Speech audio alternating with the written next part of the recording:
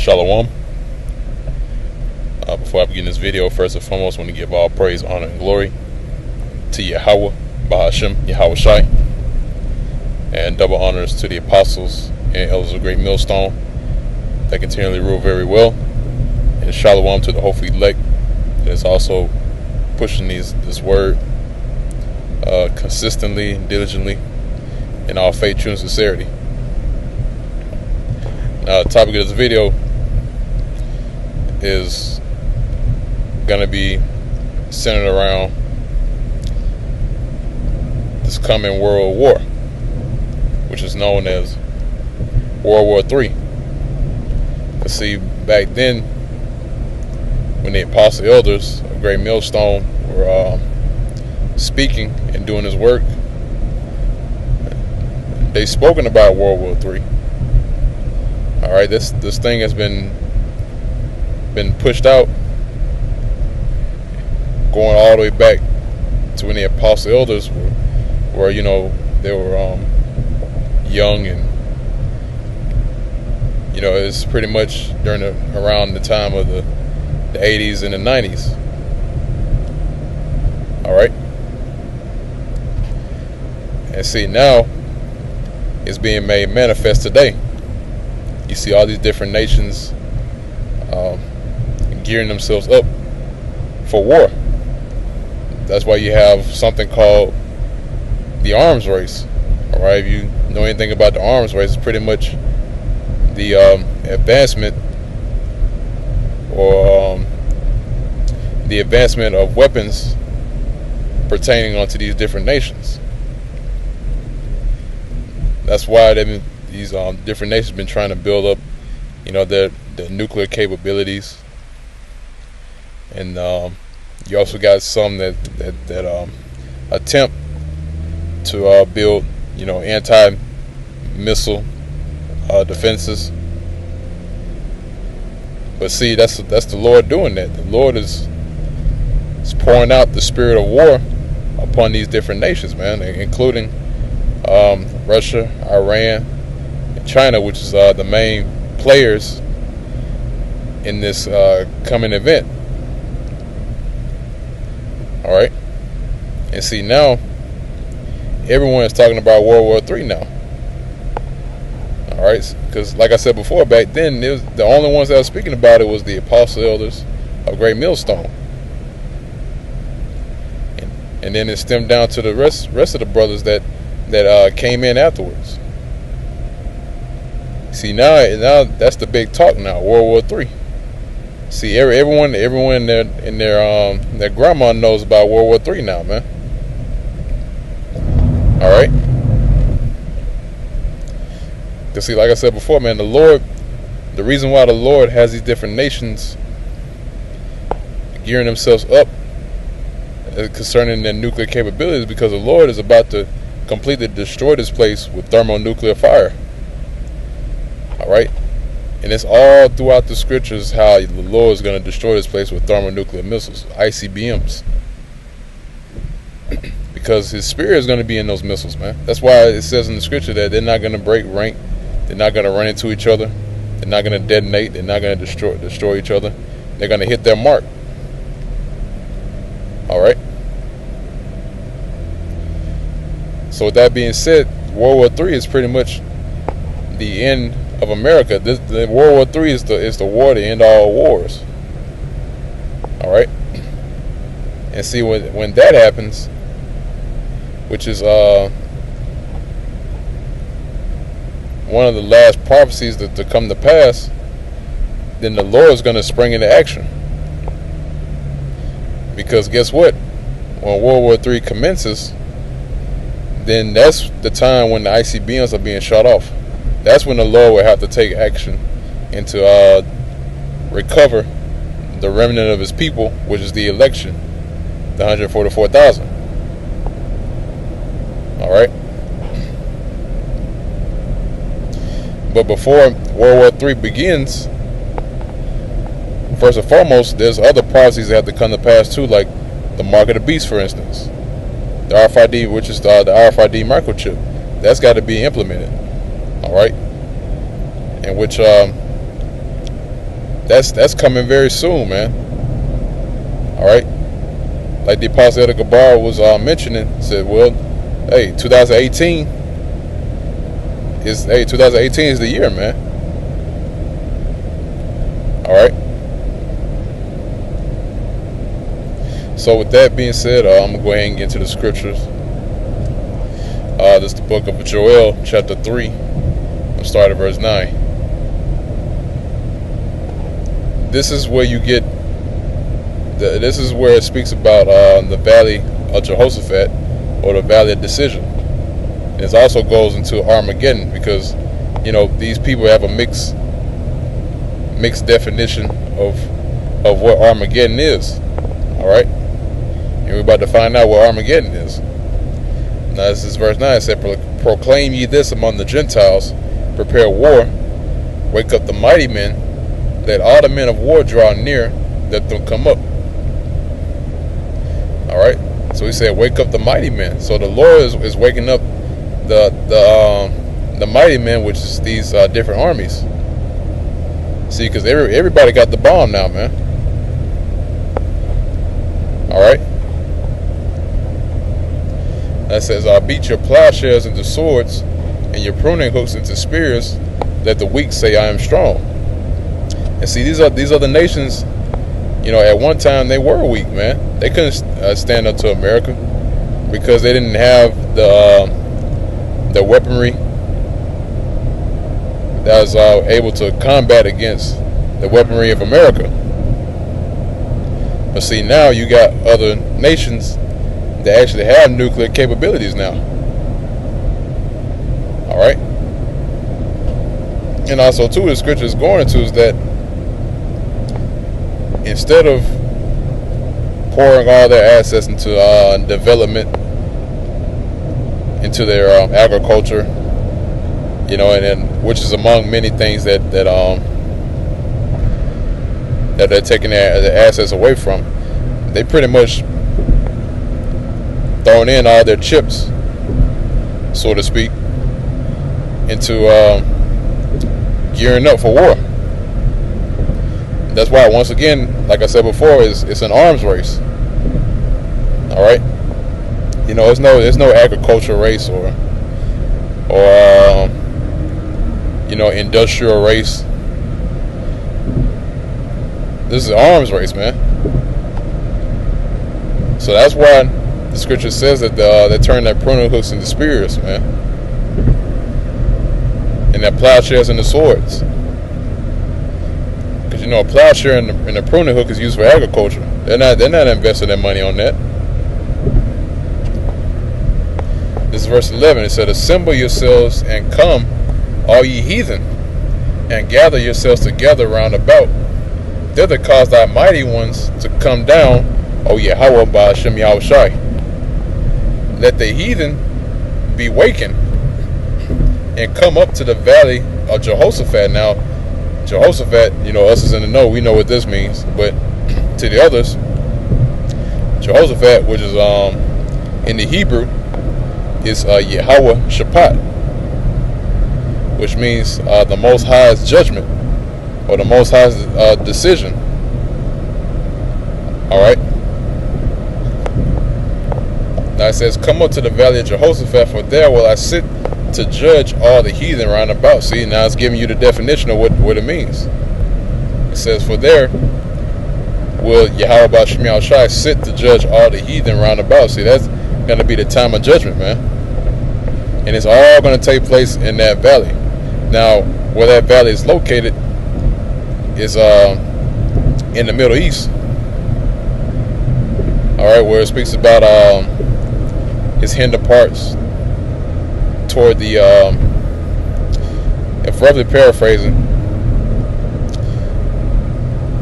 it's by the Red Sea,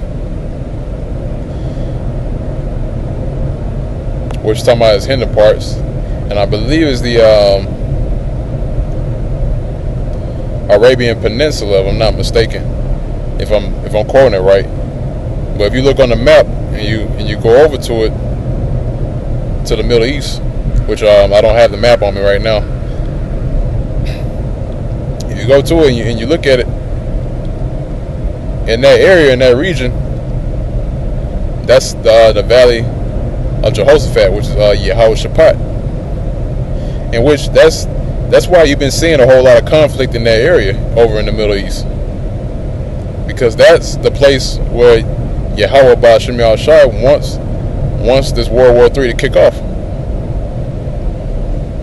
All right, that's why you see so much tension in the Middle East like that, because the Lord has poured that Spirit out on these different nations to and direct them towards that area.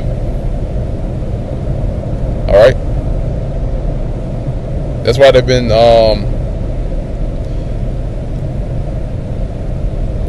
going at each other's necks about resources over in that region, especially crude oil, man, because crude oil is used for a lot of resources. That's why America is pushing to get possession of that oil. All right, to have complete control over the oil. But there's another reason behind why America is over there, man. There's a supreme entity of how should I put it? There's a different entity, or supreme entity, of epic proportions, should I say? It's a divine entity, should I say? A divine being that's actually pushing them to go over in that area. Because see, the Lord created that scenario for them to go over there. All right, just to fulfill His word, and that's what you're seeing. Now, Rena says, "Put ye in the sickle, for the harvest is ripe. Come, get you down, for the press is full. The fast overflow, for the wickedness is great." All right, so yeah, this place is ripe for judgment, man. All right, because look what's going on, man. Wickedness is at an all-time high here in America, among other places. So the harvest is right, man, and the harvest is pretty much, actually, if you go into one of the parables that Yahushua put forth about the harvest, he says, gather the wheat into his barn, and then gather the tares together in bundles and burn them.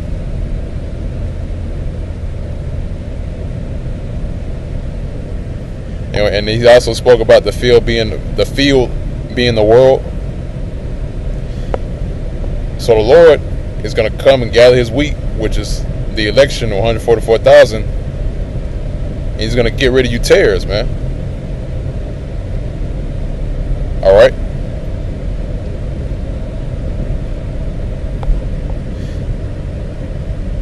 So reading on, it says, verse 14 says, multitudes in the valley of decision, for the day of the Lord is near in the valley of decision. See, the valley of Jehoshaphat, Yehoshaphat. The sun and the moon shall be darkened, and the stars shall withdraw their shining. Yahweh Ba'ashem Yahushai also shall roar out of Zion, and utter His voice from Jerusalem, and the heavens and the earth shall shake. But Yahweh Ba'ashem Yahushai, the Lord, will be the hope of His people and the strength of the children of Israel. All right, so in that time, you know, the Lord is going to, like I said before, He's going to spring into action. All right, and then these other nations are going to turn to fight the Lord. That's why the scriptures say they were in terrible fear, yet durst fight. Roughly paraphrasing. Because they're going to witness the Lord coming back. And the way He is going to come back is by way of what these people call so-called UFOs, man. which is the chariots of the Most High. Okay. So with that, let me go ahead and grab this next precept. Let's see if I can grab it.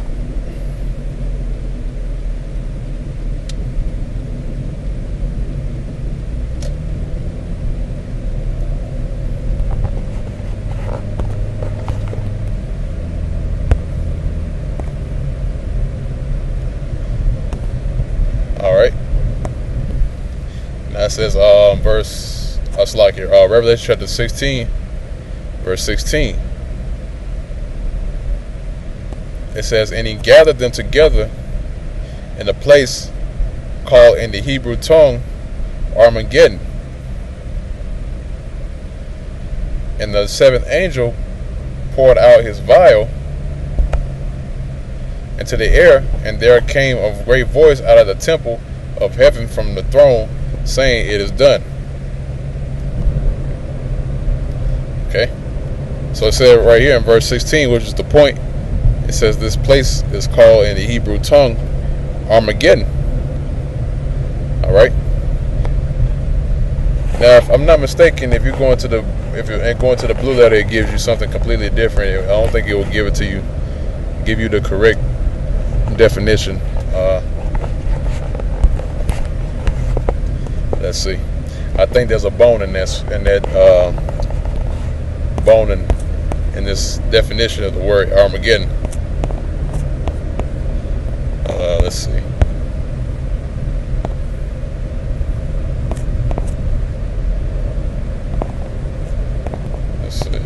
Let's see. Yeah, it is a bone. Okay. So they got right here Armageddon, right? Which means the hill or a city of Megiddo. All right. And which, yeah, this is a bone. This is a major bone in this definition, man, because that's not what it actually means. Okay. If you break down the word Armageddon,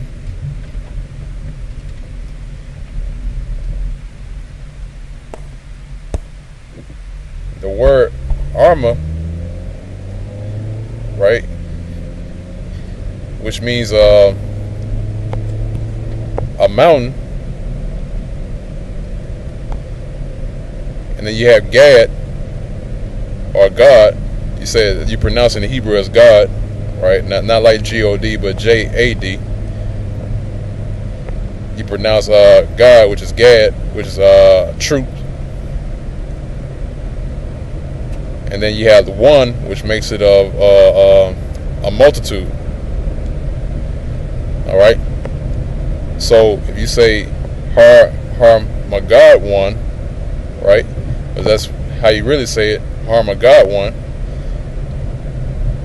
It means a mountain of troops. All right. Now let's see if I can. Okay, so yeah, it does give you the words in Hebrew. So that's mountain.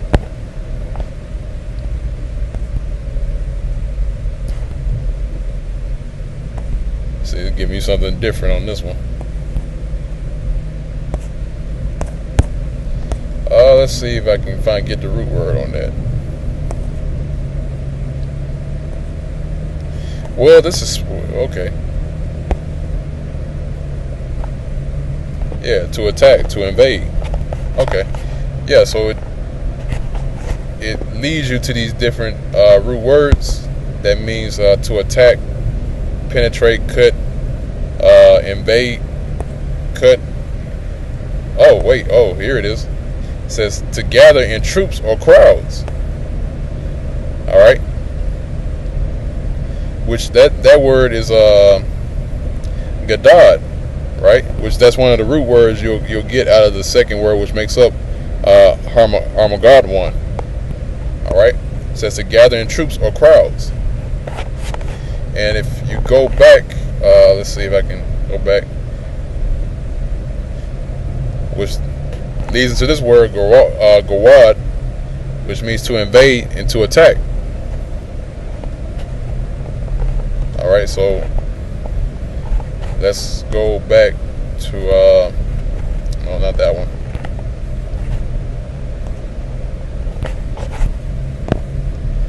Slacky. All right, now this is Har, right? Which is a Armageddon, right?